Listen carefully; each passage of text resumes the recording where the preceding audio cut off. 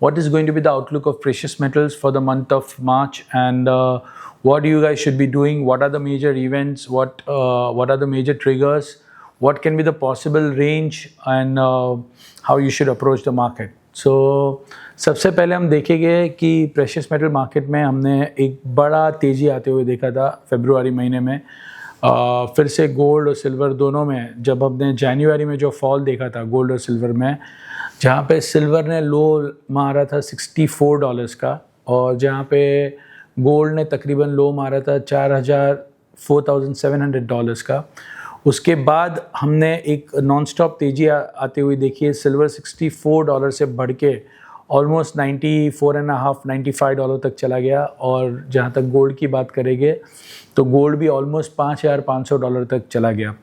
उसके बाद पिछले हफ्ते हमने देखा कि यूएस और इज़राइल ने मिलके ईरान पे अटैक कर दिया। वहाँ के जो सुप्रीम लीडर थे उनको टर्मिनेट कर दिया गया, और उसके बाद एक major attack, major retaliation Iran की ओर से दूसरी मिडल ईस्टर्न कंट्री पे आया।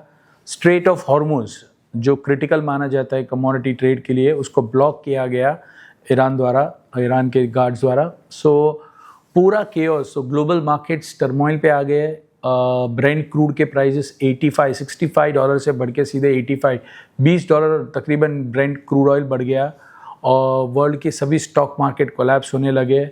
और बुलियन जनरली ऐसे टाइम पे जो बढ़ता है वो बुलियन में भी फॉल आ गया। जब ये इंटरव्यू हम कर रहे हैं तब गोल्ड के प्राइस चल रहे हैं $5,150, जो ऊपर में $5,500 तक गए थे, और सिल्वर के प्राइस जो ऊपर में $96 गए थे, वो भी तकरीबन as of now when we are doing this interview it is trading at $83। So कुल मिला के गोल्ड सिल्वर, जिसे सेफ हेवन इंस्ट्रूमेंट कहा जाता है, at the time of war लोग जिसे लेने निकलते हैं उसमें भी फॉल आ गया। क्यों ऐसा हुआ वो समझना बहुत इंपॉर्टेंट है इन ऑर्डर टू डिटरमाइन आगे क्या होगा। सो जब ऐसे फॉल आते हैं ग्लोबल इकोनॉमी में, ग्लोबल स्टॉक मार्केट में ऐसे इवेंट आते हैं, तब पूरा जो लेवरेज है सिस्टम में वो डीलेवरेज होना स्टार्ट होता है। सो जैसे एक सिंपल एग्जांपल दूंगा मैं आपको। साउथ कोरिया की मार्केट साल के स्टार्ट से लेके अभी तक stock market was up by almost 26-28%। तो आज एक ही दिन में 13% डाउन है। तो साउथ कोरिया में ऐसा क्या हो गया कि 13% डाउन हो गया। ये पूरा जो लीवरेज है सिस्टम में, वो लीवरेज अनवाइंड हो रहा है। सब किसी को साउथ कोरिया की मार्केट बहुत अच्छी लगती थी, साल के स्टार्ट से माल ले रहा था, अभी उनको दूसरी पोजीशन में लॉस लग रहे हैं, दूसरी मार्केट में लॉस लग रहे हैं। ग्लोबल इकोनॉमी, डॉलर स्ट्रांग हो रहा है।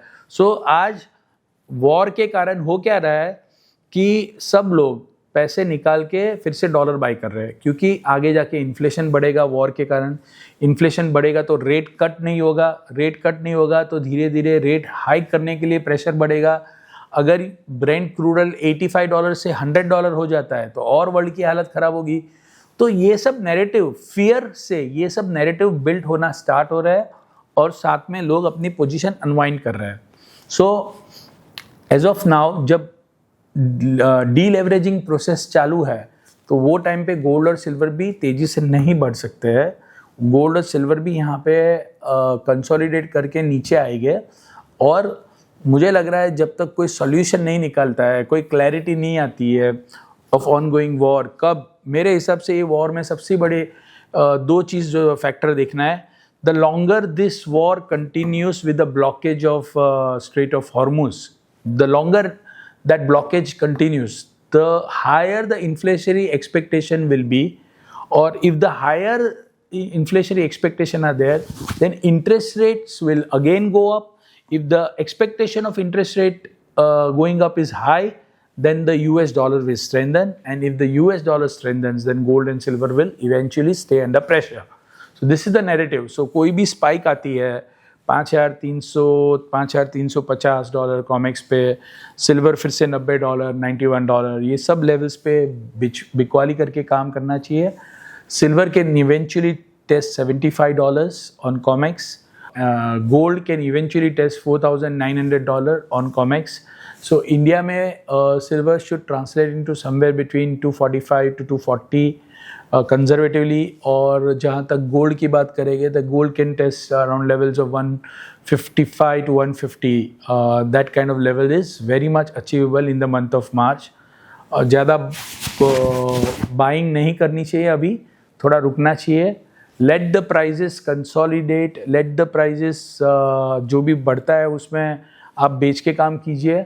The outlook definitely is for the month of March, sell on rise. So try to capitalize on the trend. And कोई भी geopolitical event moderate होने के न्यूज़ आते हैं कि ये ईरान और यूएस के बीच में कोई सुलह की बात आती है, so at that time again dollar will weaken। और ये टाइम पे गोल्ड इनफैक्ट घटने की जगह फिर से बढ़ेगा क्योंकि डॉलर कमज़ोर होना स्टार्ट होगा।